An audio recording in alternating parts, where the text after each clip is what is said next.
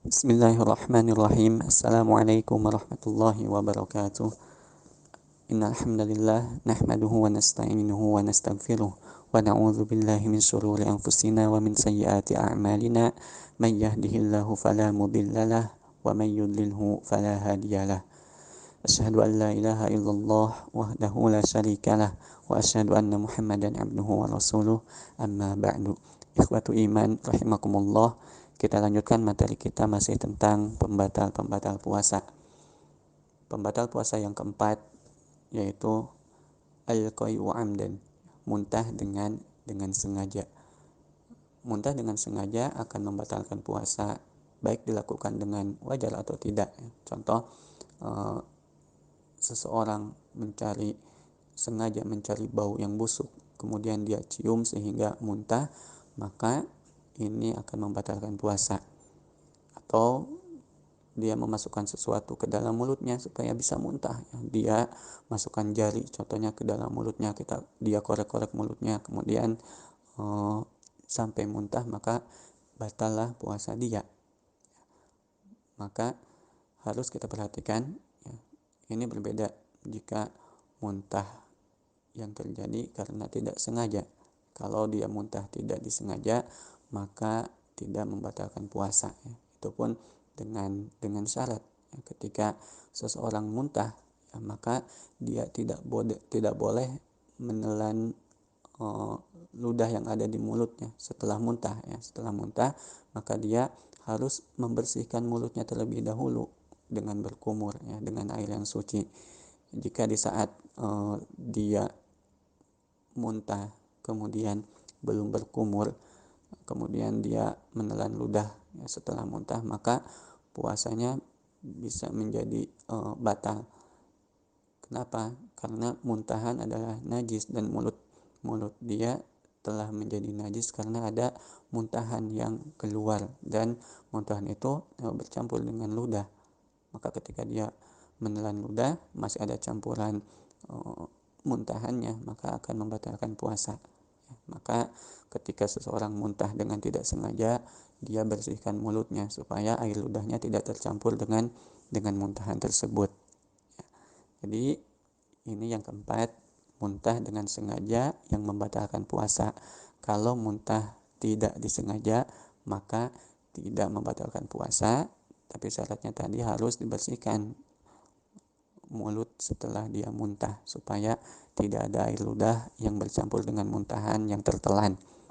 Contoh muntah dengan tidak sengaja, seseorang bepergian naik bis contohnya, dan dia tidak biasa naik bis, dia terbiasa mabuk kendaraan, dia muntah, maka muntah yang seperti ini muntah yang tidak membatalkan puasa.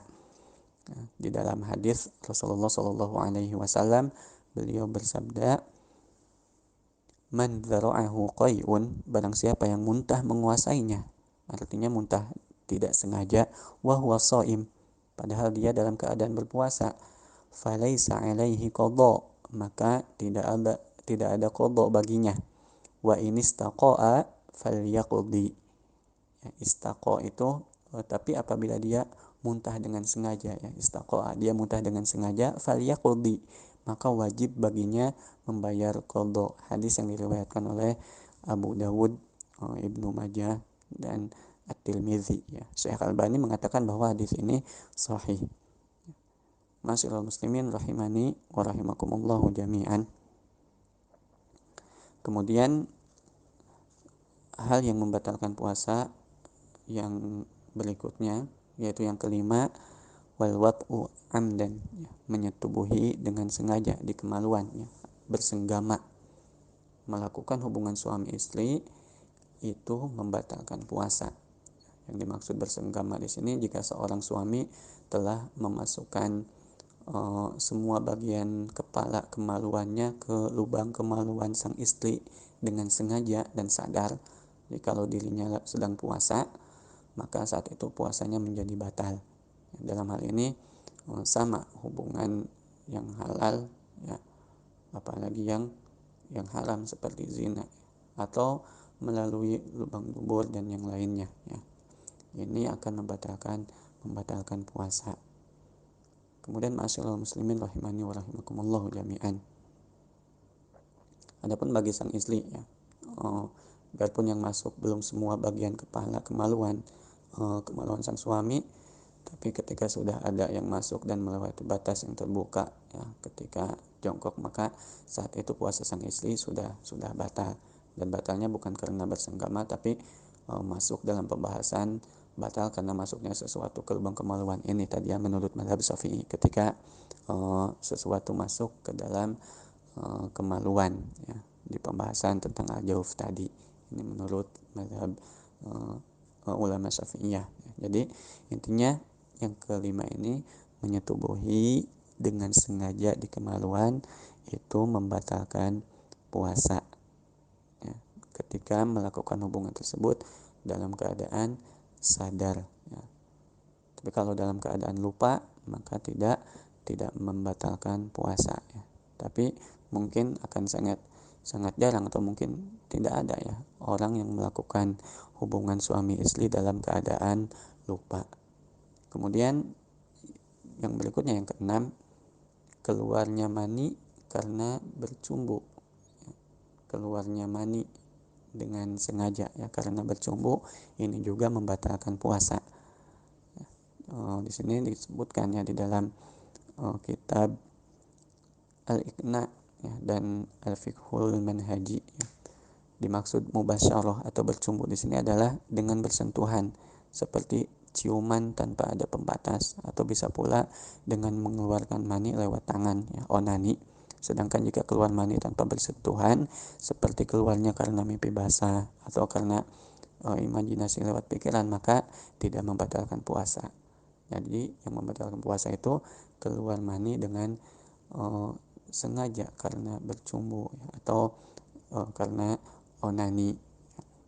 Di dalam kitab Kifayatul Akhyar, Muhammad Al-Hisni rahimahullah, beliau berkata, termasuk pembatal puasa jika mengeluarkan mani baik dengan cara yang haram, seperti mengeluarkan mani dengan tangan sendiri ya, dengan onani, atau melakukan cara yang tidak haram seperti onani lewat tangan istri atau budaknya ya, kalau dulu hamba sahaya ya. Lalu beliau katakan bahwa bisa dihukumi sebagai pembatal karena maksud pokok dari hubungan intim ya, atau jima adalah keluarnya mani. Nah, jika jima saat puasa diharamkan dan membuat puasa batal walau tanpa keluar mani, maka mengeluarkan mani seperti tadi ya, dengan tangan sendiri, contohnya dengan onani ya, maka lebih pantas dikatakan sebagai pembatal. Juga beliau menambahkan bahwa keluarnya mani dengan berpikir atau karena ihtilam mimpi basah tidak termasuk pembatal puasa. Jadi seseorang tidur di siang hari contohnya, kemudian dia bermimpi ya dan keluar mani, maka puasanya tidak batal kalau seperti itu. Para ulama tidak berselisih dalam hal itu ya. Bahkan ada yang mengatakan sebagai ijma ya, konsensus ulama. Masyaallah muslimin rahimani wa rahimakumullah jami'an. Insyaallah kita lanjutkan pembatal-pembatal puasa yang lainnya di materi berikutnya. Mudah-mudahan bermanfaat. Wassallallahu ala nabiyyina Muhammad wa ala alihi wa ashabihi ajmain. Assalamualaikum warahmatullahi wabarakatuh.